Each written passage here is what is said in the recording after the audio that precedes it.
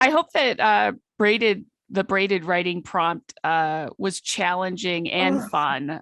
What's the verdict on how you liked or didn't like writing a braided piece? I think it definitely was challenging.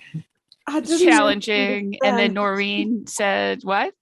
I didn't really understand. I don't think I did it.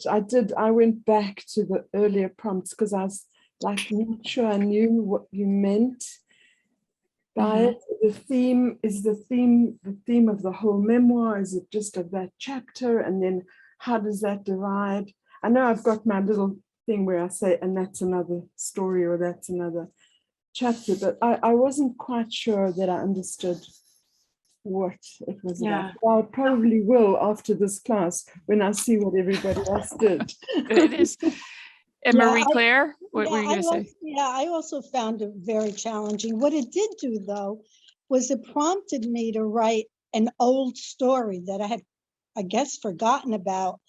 But what I wasn't able to do was find a more recent story that kind of had a theme that linked together to the old story. So I've got the old story, I just don't have the new story, and I didn't braid anything together. But I was glad I went through the process because it did prompt a memory that was very enjoyable. Oh, good. Good. Well, that's what it's all about. Is it's never about the prompt itself. As long as you're writing, later on, you could always think, after we talk about braiding, and if somebody else did a braided story that you could relate to, and I'm sending, and that always happens. So I am, after this workshop today, Sophia's going to send out even more information about a braided story, because everyone always needs a little more and wants a little more, and it kind of takes a while, and then to kind of have it sink in. So Noreen?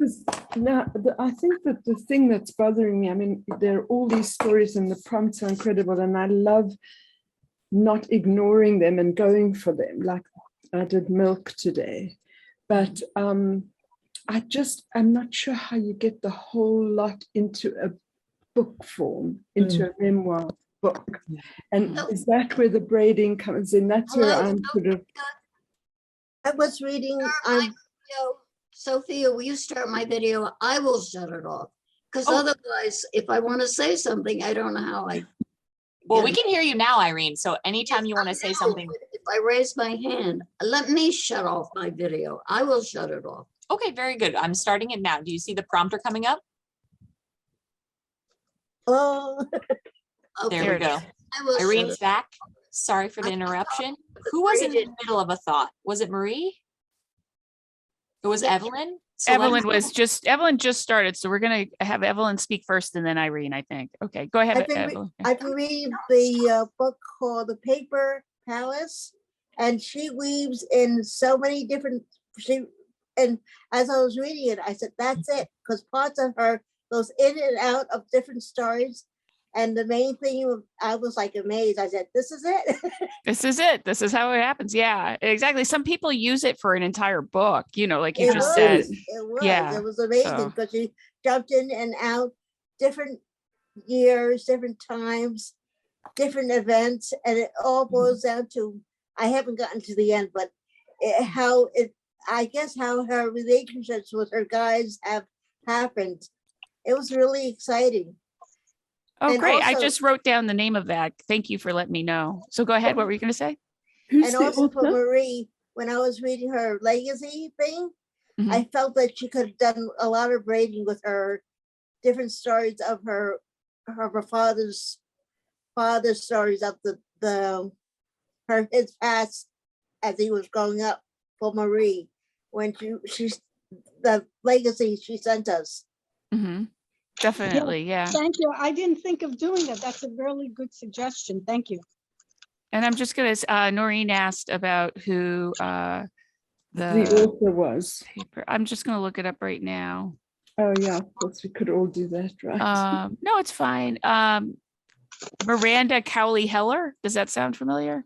Yeah. Miranda Cowley, Cowley Heller. So if you want to look it up, it's good. Really interesting. I mean, it's kind of sad because a lot of stuff happened to her in the story, but it was really like I saw her mixing and blending and history, and I said, this is it. This is it. Totally. Well, that's good. I think that's the best way to learn braiding is to read a lot of it and recognize it. And then later on, when you're writing, you'll be like, oh, I know what I'll relate to this. Especially after, I mean, right now, when you're taking a workshop, I like to call it noisy. Like right now, it's very noisy in your creative life because you're thinking about what we're doing here. You're hearing other people's stories. There's a lot going on. But after we're done and after 6 weeks, the noise will die down and you'll be making those connections. So